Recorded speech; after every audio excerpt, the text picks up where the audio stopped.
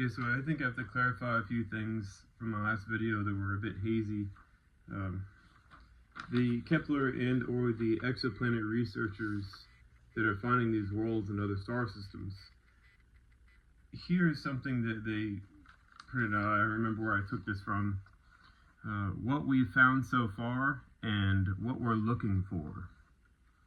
Now, for those more, I guess, intuitive individuals, obviously this is what they're looking for. Or obviously this is what they're looking for right here. And obviously this is what they would see because, I mean, just look at the size difference. You're going to find more of them naturally. And they're looking for this, but the problem to individuals that work in astronomy, they're working based off of observations alone, without the theory they need to be able to explain the observations. So they're working in the dark for the most part. And that's kind of a little bit, you know, it's like driving a car and not having any street lights or street signs, or knowing the rules of the road, or knowing how an accelerator works, or knowing how to steer a car. You're just blindly going, go over there. It's not going to work out. You got things in the way. You have to abide by the rules of the road. You have to be, aware of the other vehicles. And that's what astronomers are doing. They're blindly just looking at things going, observations rule. But the observations are only a small percentage of what's needed to make everything happen in a cohesive light. And the reason I say that is because, yeah, they found a lot of these and this is what they're looking for, but they don't realize that this is a younger version of this.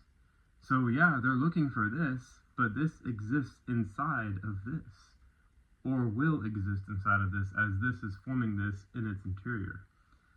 Jupiter is a 700 million year old Earth. Earth is a 4.5 billion year old Earth. I guess that goes without saying.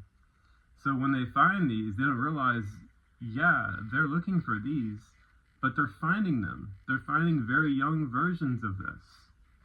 And that's the problem. They don't have the ability to take their observations and stretch them out by hundreds of millions of years. They don't have that much observational time. They can't sit there, get a big bag of Doritos and hang out by their telescope for 700 million plus years. It'd be an awful large bag of Doritos. But anyways, they can't necessarily do that. So you have to take the observations inside of a working theory. You have to have rules of the road. But they don't have any real rules that make any sense. And that being said, they're literally ignoring 3.8 billion years of the star's evolution. See where Earth is down here? See where Jupiter is? They're skipping all these steps and going, we're looking for this, but all we're finding is this. Well, this will become that. And that's the main point.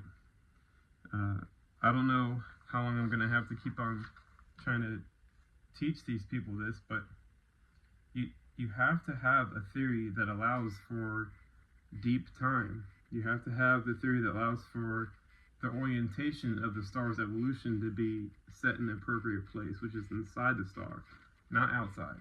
So it's a big difference right there.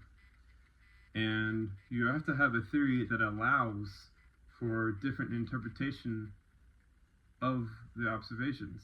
If you go, well, this is the only way it can happen, and you peer review the crap out of everything that doesn't agree with those ideas, well, you're not going to make any progress. And that being said, this goes back to Celeste helping me find the Nazca aliens. She's like, what is that? And I was like, wow, okay, those are real. And now that those CT scans are coming out and all the data is coming out, I think we're finally at the point to where even really, really advanced ideas like stellar metamorphosis are going to be given a second thought, because they're actually secondary to the realization that human beings are not the most evolved species running around here. We actually have physical bodies of very, very old, desiccated ETs that have been found, and they're studying them right now. And I know there are people that are listening to this going, those aren't real, it's just a bunch of sham, it's a sham, it's a hoax. No, they're very real.